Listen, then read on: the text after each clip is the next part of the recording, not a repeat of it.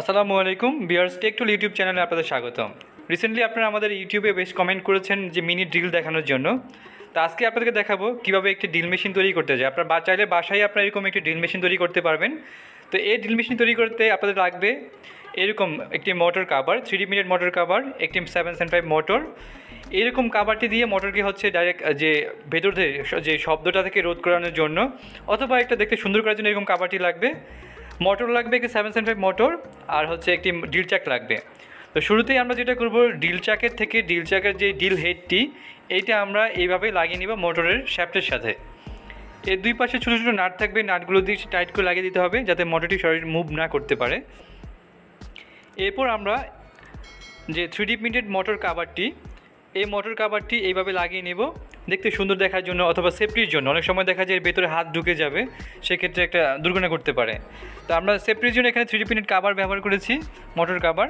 চাইলে আপনারা এখানে কোনো পাইপ বা অন্য কিছু ব্যবহার করতে পারেন।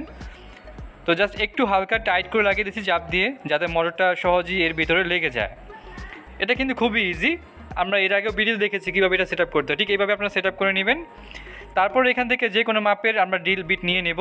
এখান থেকে যেহেতু এই ড্রিল চাকটি 0.3 থেকে 6 mm, তো চাইলে আপনারা এই মাপের যে কোনো ড্রিল বিট এখানে ব্যবহার করতে।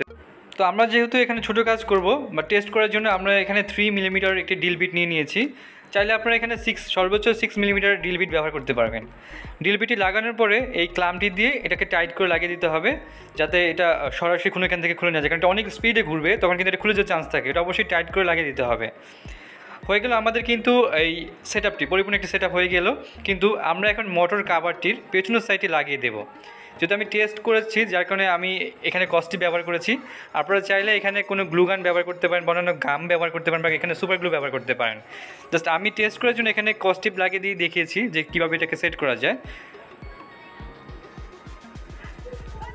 পাওয়ার সংযোগ দেওয়ার জন্য আমরা এখানে একটি ফিমেল কানেক্টর লাগিয়ে নিয়েছি। আপনারা চাইলে এখানে কোনো ব্যাটারি দিকে চালানোর জন্য ব্যাটারির ক্লিপ লাগাতে পারেন। তো যেহেতু আমরা এটাকে অ্যাডাপ্টার দিয়ে চালাবো, যার কারণে আমরা একটা ফিমেল কানেক্টর লাগিয়ে নিয়েছি। আমরা একটু টেস্ট করে দেখি, দেখুন কত স্পিডে কিন্তু এটা ঘুরছে। আমাদের মোটর কিন্তু রানিং আছে, বা আমাদের ড্রিল কিন্তু ওকে আছে পুরো। তো আমরা এখন এই কাঠটি হচ্ছে ড্রিল করবো।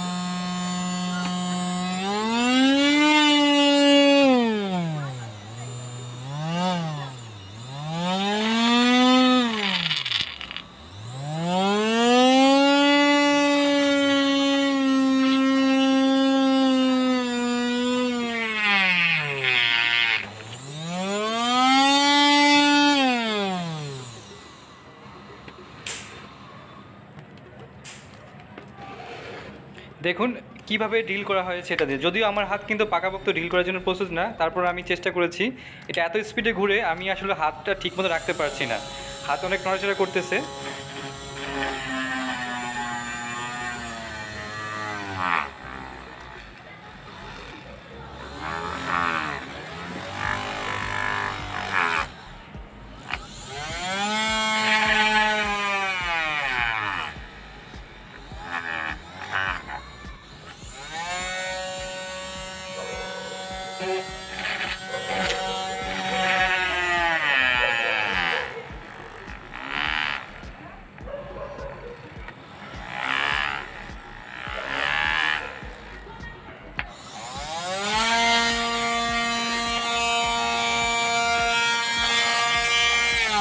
তো ভিউয়ার্স, যারা এই প্রোডাক্টটি সংগ্রহ করতে চান, আপনারা সরাসরি যাত্রাবাড়ি থেকে নিতে চাইলে আমাদের এই ঠিকানায় এসে নিতে পারবেন, বা যারা কুরিয়ারের মাধ্যমে পেতে চান, আমাদের স্ক্রিনে দেওয়া নাম্বার আছে, কল করে এখান থেকে চালিয়ে নিতে পারেন। কুরিয়ারের মাধ্যমে আমরা পাঠিয়ে থাকি সব জায়গায়।